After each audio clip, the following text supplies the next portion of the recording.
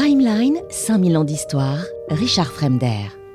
Cette fois, Salomon Reinach est quand même obligé de réagir. La situation devient grave, trop grave maintenant. Il ne peut plus ignorer les attaques de Furtwängler. De façon étrange, alors qu'il a pourtant été le premier à douter de l'authenticité de la tiare de Saïta-Fernès, il va, à partir de maintenant, être le plus acharné à défendre l'opinion admise par l'Académie. La tiare est vraie. Ça, c'est absolument incroyable. Le 27 août, il publie un article dans un périodique de New York, The Nation, où il réfute les arguments avancés par son homologue allemand. Il présente ses propres arguments et il réaffirme son opinion favorable. Ça, c'est très, j'allais dire systématique des Français. On a du mal à dire qu'on a tort. Et ça, dans plein de domaines, que ce soit à l'ESIA, j'ai déjà eu l'occasion de parler, ou ailleurs, si jamais il s'avérait que certains aient tort, dire qu'ils ont eu tort, c'est compliqué. Le 1er septembre, c'est son frère, Théodore, qui rejoint la bataille. Dans la Gazette des Beaux-Arts, là où tout a commencé, il réfute la validité de tout argument stylistique comme moyen d'évaluation de l'authenticité ou de la valeur esthétique d'un objet d'art. Le 9, Héron de Villefausse renchérit dans le journal des débats, et ça monte. Il s'efforce lui aussi de contester les arguments de Furtwängler, et il avance une explication à l'incohérence stylistique des reliefs de la tiare. Elle a été réalisée à une époque tardive, où les artisans tentaient plus ou moins habilement de reproduire les décors anciens, mais son argumentation est assez maladroite. Et la question prend une telle ampleur qu'à la fin de l'année, le 20 novembre, le sujet est abordé au Parlement, s'il vous plaît, en même temps qu'une autre question embarrassante pour le Louvre, ça continue, l'achat d'une fausse toile de Millet. Décidément, on va se dire, mais c'est pas possible, le Louvre, ils font exprès. La toile est finalement décrochée, mais la tiare, elle, reste dans sa vitrine, pour la bonne raison qu'elle a été agréée et dûment contrôlée par le Conseil des musées, dont le jugement ne saurait être remis en cause. Et pourtant, quelques mois plus tard, on est en juin 1897, maintenant un fait nouveau vient relancer l'affaire de la tiare de Saïta-Fernès.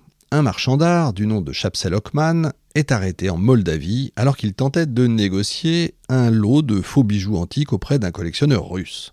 Il est accusé d'escroquerie et d'abus de confiance. Au moment de son procès, il reconnaît, effectivement, les bijoux sont bien des faux, qu'ils ont été réalisés par un orfèvre d'Odessa, Israël Roukomovski. Mais il ne s'arrête pas là. Il affirme que c'est ce même Israël Roukomovski qui a fabriqué la tiare de Saïta-Fernès. Aïe, aïe, aïe. L'orfèvre incriminé va tout nier en bloc dans une lettre adressée au journal des débats du 3 octobre 1897, reproduite dans la revue archéologique. Je cite « Quelque flatteuse que soit donc pour moi la singulière réclame de M. Stern, M. von Stern, directeur du musée d'Odessa, chargé de l'enquête sur place, et sa pensée de me déclarer l'auteur de la célèbre tiare, je dois renoncer à cet honneur immérité. » Sa lettre semble conforter, encore une fois, la thèse de l'authenticité de la tiare. Mais coup de théâtre, on apprend bientôt que Ockman a récemment porté plainte à Vienne contre des marchands. Devinez lesquels ? Vogel et Szymanski, tiens donc. Et pourquoi ? Parce que selon Ockman, ils auraient refusé de partager le bénéfice de la vente de la tiare de Saïta-Fernès et des autres bijoux au musée du Louvre, rompant ainsi le contrat qu'ils avaient pourtant passé entre eux. Les deux escrocs se défendent comme des diables, mais dans leur protestation, ils laissent échapper un aveu décisif. C'est souvent comme ça, la tiare de Saïta-Fernès est fausse. Leurs avocats leur conseillent ensuite de se rétracter, et le litige se solde par une transaction à l'amiable. Vogel et Szymanski doivent verser 80 000 francs à Ockman sur les 200 000 payés par le Louvre pour l'achat de ses joyaux. Chapsel Ockman est donc directement lié à l'affaire de la tiare de Saïta-Fernès, et il a bien utilisé des intermédiaires, Vogel et Szymanski, pour négocier sa vente à Paris.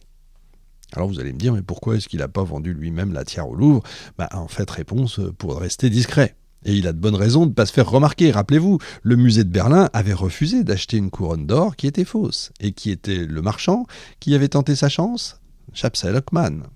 Après cet échec, il a raison de craindre que l'affaire se soit ébruitée dans les milieux muséaux et donc qu'on se méfie de lui. Donc comme il est complètement grillé, Il peut plus vendre sa marchandise lui-même. Pour la tiare, c'est pire. Avant de la proposer au Louvre, il a déjà tenté de la vendre sans succès à plusieurs occasions, d'abord au musée de Lemberg en Ukraine et puis à Vienne. Mais là, elle a été soumise à un examen minutieux par plusieurs archéologues, dont Otto Benndorf, professeur d'archéologie classique, qui lui avait émis des doutes quant à l'authenticité de l'objet. Mais comme Salomon Reinach, il a été contraint de se rallier à l'avis de ses collègues qui, eux, trouvaient la tiare tout à fait crédible. Et pourtant, dans le doute, le comité avait décidé à l'époque de ne pas l'acheter. Hockmann ne s'était pas laissé démonter, il avait écrit une lettre au directeur du département des antiquités grecques et égyptiennes du British Museum, Alexander Stuart Murray, et lui propose de venir lui présenter la tiare lors d'un prochain voyage à Londres. Mais Murray était tout à fait au courant de l'ampleur du trafic des faux dans la région d'Olbia, et il avait entendu parler d'Hockmann. Ses collègues l'avaient averti de ne rien accepter de cet escroc, et donc il avait décliné la proposition. Et cette dernière désillusion fait donc comprendre à Hockmann que cette fois, il est vraiment grillé. Il ne peut plus vendre lui-même ses contrefaçons, donc il va passer par des intermédiaires. Et pour se débarrasser de la tiare, devenue de plus en plus encombrante, il conclut un marché avec Vogel et Simonski. Il leur remet la tiare et les bijoux en échange de 30 000 francs à charge pour eux de les écouler. Avec la condition bien sûr qu'ils partagent ensuite le bénéfice avec lui s'ils parviennent à le vendre plus cher. Mais comme l'orfèvre ukrainien a formellement démenti son implication dans cette affaire, et que plus personne ne croit plus un mot qui sort de la bouche de ce coquin d'Hockmann, tout le monde pense encore que la tiare de Saïta-Fernès est authentique. Ouf, grand soupir de soulagement pour le Louvre.